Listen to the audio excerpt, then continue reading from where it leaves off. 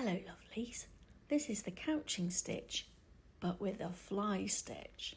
For this you are going to use 2 foundation threads brought up through the fabric next to each other. You are then going to need your couching thread and we are going to do fly stitches. We've done fly stitches before, but I'm going to do a slow motion version for you now.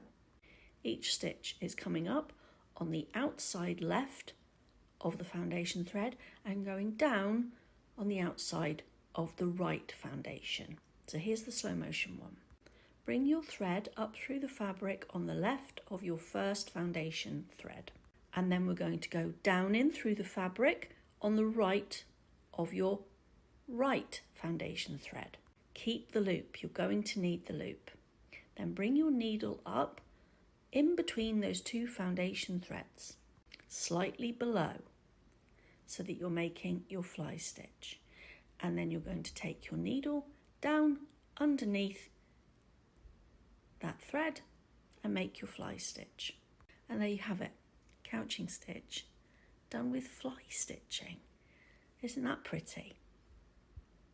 Don't forget, you can do your fly stitches as close to or as far apart as you like, just to vary it. Happy stitching.